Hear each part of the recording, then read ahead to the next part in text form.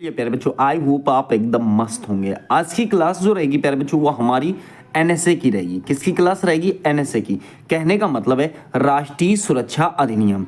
अब एक बात यहाँ पर आप समझ लीजिएगा कि नेशनल सिक्योरिटी एक्ट, यहाँ पर आप देख पा रहे होंगे नेशनल सिक्योरिटी एक्ट कितना है प्यारे बच्चों? 1980, अर्थात राष्ट्रीय सुरक्षा अधिनियम। इसे ही आप शॉर्ट में एनएसए बोलते हो और एनएसए को और शॉर्ट में आप रासुका कह देते हो। देखिए, राष्ट्रीय सुरक्षा अधिनियम जो आया था ये 1980 में आया था। 1980 भारत के एक महत्वपूर्ण आंतरिक सुरक्षा कानून है। ये बहुत ही इंपॉर्टेंट है, ध्यान रखना। जब कोई व्यक्ति भारत के आंतरिक सुरक्षा पर खतरा पैदा कर देता है तो ये समझ लो कि वो राष्ट्रीय सुरक्षा अधिनियम के तहत उस पर रासुका लगा दी जाती है। अब एनएसए है क्यों, तो आपको एक बात ऐसे ध्यान देनी चाहिए कि इसे जो है ये कानून केंद्र या राज्य सरकार को ये अधिकार देता है कि किसी भी व्यक्ति को बिना आरोप साबित किए, मतलब कोई केस लगा नहीं है उस पर, ठीक है, आरोप साबित नहीं हुआ है उस पर कोर्ट वगैरह में, ठीक है, उसके बावजूद ये क्या कर सकते हैं 12 महीने तक, कितने माह तक? 12 माह तक आप ये समझ लो कि निवारक हिरासत अर्थात प्रिवेंटिव डिटेंशन में रखा जा सकता है। सबसे बड़ी बात तो आप यहाँ पर ये समझ सकते हो। आपको एक बात यहां पर मैं बताना चाहता हूं। एक कानून था जिसका नाम था मीसा, आपको इसे पढ़ना चाहिए, लेकिन इसका बहुत ज्यादा मिसयूज हुआ था। किसका? मीसा का बहुत ज्यादा मिसयूज हुआ था। बात यह थी कि सर मीसा है क्या, तो मीसा आया था 1971 में।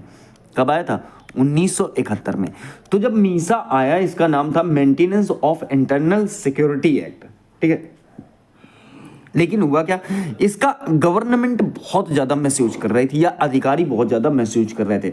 तो बाद में इसको जो है 1978 में इसे हटा दिया गया, मतलब इसे चलन से बाहर कर दिया गया मीसा को। और उसके बदले में फिर आपका 1980 में जो है एनएसए लाया गया, अर्थात राष्ट्रीय सुरक्षा अधिनियम लाया गया। तो ये बात आपको यहाँ पर समझ में आ गई होगी कि ये कैसे आया। मीसा को हटाने के बाद 1978 में मीसा को हटा दिया गया और मीसा को हटाने के बाद एनएसए लागू हुआ। तो ये बात समझ लो आप। यहाँ पर कुछ फैक्ट है, देखिए। कारण देश की सुरक्षा है, राष्ट्रीय सुरक्षा अर्थात नेशनल सिक्योरिटी को बनाए रखने के लिए इसे लाया गया।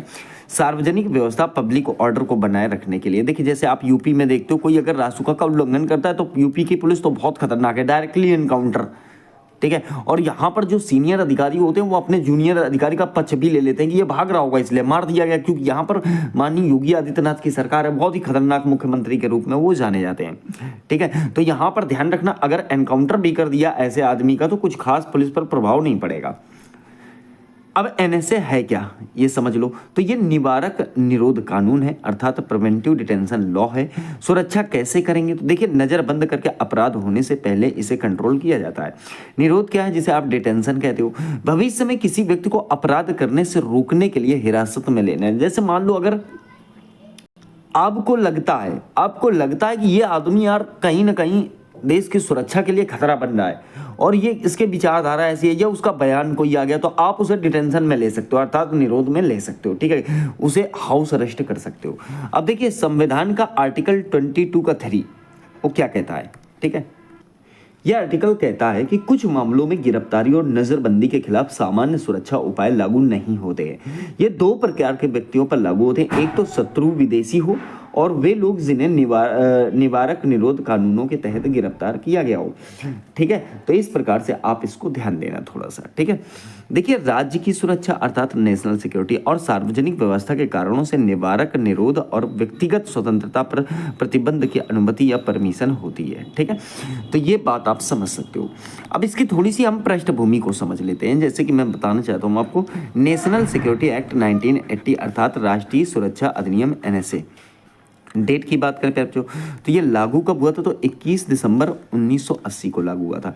इसमें अध्याय 1 भी नहीं है और धाराएं कितनी, तो आप कहोगे धाराएं इसमें 18 हैं। कितनी धाराएं प्यारे बच्चों, तो 18 धाराएं हैं और उनको बढ़िया तरीके से हम समझते हैं, क्योंकि आप जानते हो कि ये यूपीएसआई के लिए बहुत ही इंपॉर्टेंट पॉइंट है।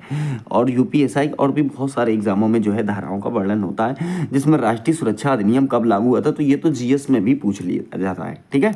तो इस प्रकार से आप यहाँ पर ध्यान देंगे। चलिए देखिए, सबसे पहले अगर मैं बात करूं धारा 1 की, किसकी, धारा 1 की, तो संक्षिप्त नाम, विस्तार, दायरा और प्रारंभ अर्थात short title, extent, scope and commencement इसके अंतर्गत आता है। धारा 2 में प्यारे बच्चों परिभाषाएं आती हैं। ये बात तो आप जानते हो, जितने भी हमारे मूल विधि में कानून है उनमें सब में पहले नंबर पर तो संक्षिप्त नाम विस्तार आता है, दूसरे नंबर पर धाराएं आती है। अब देखिए धारा 2 का एक क्या कहता है, समुचित सरकार, ठीक है, दूसरा केंद्र सरकार और तीसरा राज्य सरकार। तो ये जो आप पहले समझो, ये जो समुचित सरकार देख रहे हो इसका मतलब क्या होता है, इसका मतलब तो एप्रोप्रिएट गवर्नमेंट होता है, ठीक है, क्या, एप्रोप्रिएट गवर्नमेंट। तो एक बात ध्यान देना, एक बात ध्यान देना, ध्यान ये देनी कि इसी के अंतर्गत, इस एप्रोप्रिएट गवर्नमेंट के अंतर्गत या समुचित सरकार के अंतर्गत आपका केंद्र सरकार भी आता है और आपका राज्य सरकार भी आता है, उसी के अंतर्गत ये दोनों चीजें आती हैं, ठीक है। अब एक बात ये भी समझो आप, जो यूटी के मामले होंगे, यूटी के मामले होंगे वो प्रशासक देखेगा। कौन देखेगा, प्रशासक। प्रशासक कौन होता है, तो आप कहोगे एडमिनिस्ट्रेटर, ठीक है, क्या कहोगे आप, एडमिनिस्ट्रेटर, ठीक है, ये इसके अंडर होगा, ठीक है, यूटी के मामले अर्थात केंद्र शासित प्रदेश के मामले। समझ में आ गई बात। बात करेंगे प्यारे बच्चों आगे, समझिएगा धारा 3 के बारे में, ठीक है। जो धारा 3 है, कुछ व्यक्तियों को निरुद्ध डिटेन करने की शक्ति। देखिए किसको किसको डिटेन करने की शक्ति है, देखिए केंद्र सरकार के पास तो है ही, राज्य सरकार के पास भी है और पुलिस आयुक्त अर्थात डीएम के पास भी है, और यूटी के मामलों में जो है प्रशासक अर्थात एडमिनिस्ट्रेटर के अंतर्गत आती है या उसके पास होती है। तो ये 4 लोग जो है प्यारे बच्चों क्या कर सकते हैं, डिटेन कर सकते हैं। ये बात आप ध्यान रखना।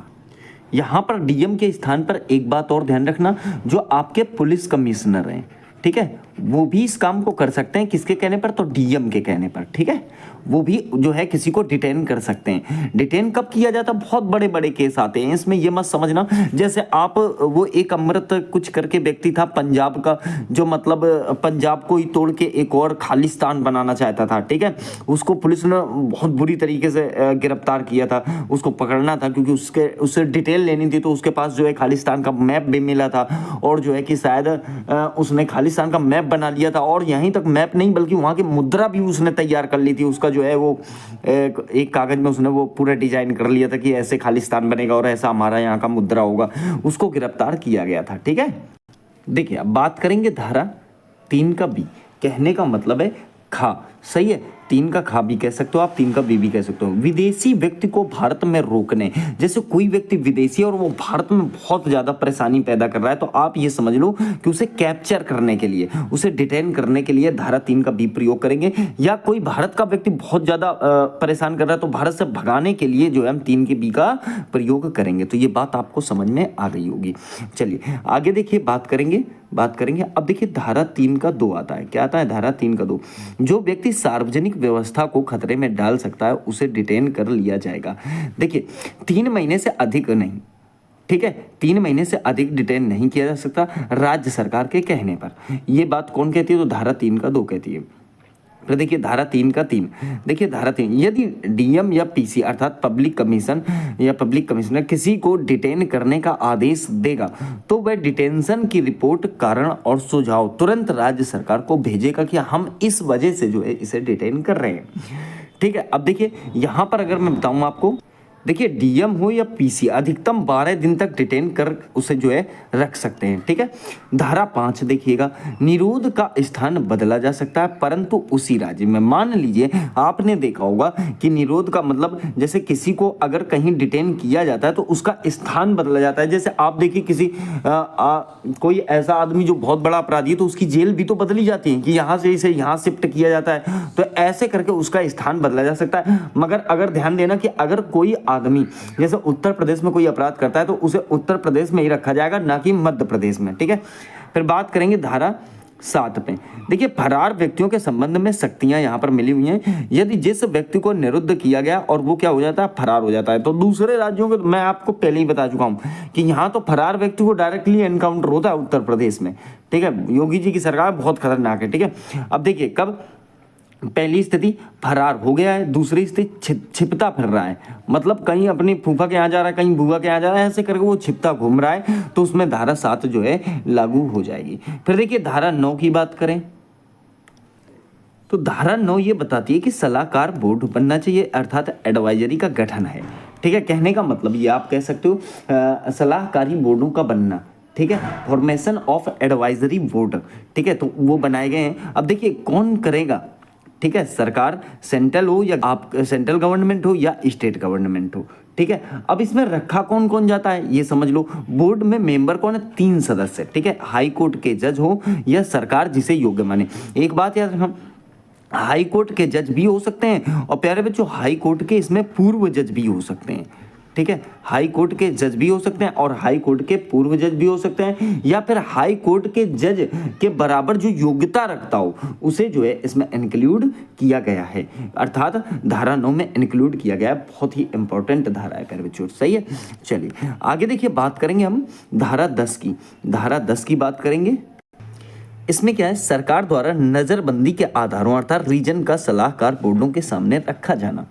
ठीक है, कहने का मतलब है रिपोर्ट 3 सप्ताह में सलाहकारी बोर्ड को पेश करनी होगी। ठीक है, डिटेन की तारीख से 3 हफ्ते के भीतर। मैंने आपको बताया ना कि जो निरुद्ध किए गए व्यक्ति के संबंध में रिपोर्ट 3 सप्ताह में सलाहकारी बोर्ड को पेश करनी होगी। ठीक है, चलो आगे देख लो, आगे देखो धारा 13 है आपका। वैसे धारा 11 भी है जो उसमें सलाहकारी बोर्ड द्वारा प्रक्रिया है। ठीक है, सलाहकारी बोर्ड द्वारा प्रक्रिया धारा 11 में, एडवाइजरी बोर्ड रिएक्शन वो धारा 11 में। तो धारा 13 समझिए, नजरबंदी की अधिकतम अवधि कितनी है, तो 12 माह। कहने का मतलब है 12 माह से अधिक किसी को आप क्या नहीं कर सकते, मतलब जो है कि नजरबंद नहीं कर सकते। अधिकतम जो है पहले वो कितनी देर रखी है, 12 माह ही रख सकते हो, अर्थात 1 साल तक रख सकते हो। ध्यान दीजिएगा इस बात को। ठीक है, अब उसके बाद आगे देखिए धारा 14। धारा 14 क्या कहती है कि नजरबंदी के आदेशों को वापस लिया जाना। कहने का मतलब है निरुद्ध आदेश को वापस लिया जाना, taking back of detention order. अगर कुछ मतलब आपको लगता है कि नहीं यार ठीक है ऐसा कुछ है नहीं, तो आप उसको जो है वापस ले सकते हो। पर क्यों, ये समझ लो, यदि कोई अधिकारी आदेश देता है तो ही वापस लिया जा सकता है, चाहे वो डीएम हो या पुलिस कमीशन हो। ठीक है, तो ये बात आपको ध्यान रखनी है। ठीक है, चलिए धारा 14A ये भी काफी इंपॉर्टेंट है। सलाहकार बोर्ड की सलाह के लिए बिना किसी व्यक्ति को 3 माह से अधिक। कैसे, मतलब यहां पर आपको सलाह बोर्ड की सलाह नहीं लेनी पड़ेगी। ठीक है, और सलाह के बिना किसी व्यक्ति को 3 माह से अधिक समय तक हिरासत में रखा जाएगा, कस्टडी में रखा जाएगा। कब, कौन सी परिस्थितियों में, जब देखिए देश की सैन्य सुरक्षा पर खतरा हो, देश की सुरक्षा पर खतरा हो, राज्यों की सुरक्षा पर या राज्य को सुरक्षा पर रखा जाए। ठीक है, या फिर कह सकते हो कि राज्य की सुरक्षा पर खतरा हो। तो ऐसी स्थिति में 3 चीजें तो मैंने आपको यहाँ पर ये वाली बता दी कि देश की सैन्य सुरक्षा, देश की सुरक्षा पर खतरा, राज्य को सुरक्षित रखा जाए कि भाई यहाँ पर कोई अपराध नहीं होना चाहिए। इसके लिए जो अगर कोई व्यक्ति गलत कदम करता है या सामुदायिक सेवा पर भी हो, लोक प्रशासन पर भी हो, ऐसी स्थितियों में उसकी जो है वो कितनी कर दी जाएगी, 6 मंथ कर दी जाएगी, 6 माह जो है कर दी जाएगी। ये बात आपको ध्यान रखनी है। ठीक है, धारा 15 देखिए, धारा 15 क्या कहते हैं, नजरबंद व्यक्ति को अस्थायी रूप से छोड़ना। ठीक है, नजर व्यक्ति अगर कोई है तो उसको अस्थायी रूप से छोड़ने के लिए धारा 15 काम करेगी। सरकार नजरबंद व्यक्ति को शर्तों पर या बिना शर्तों के तय समय के लिए छोड़ सकती है और कभी भी बुला सकती है। ठीक है, सरकार किसी को छोड़ते समय बॉन्ड अर्थात शपथ पत्र भरवाएगी। ठीक है, तीसरा पॉइंट, यदि छोड़ने का आदेश रद्द होता है तो व्यक्ति को निश्चित प्लेस एवं टाइम पर सरेंडर करना पड़ेगा।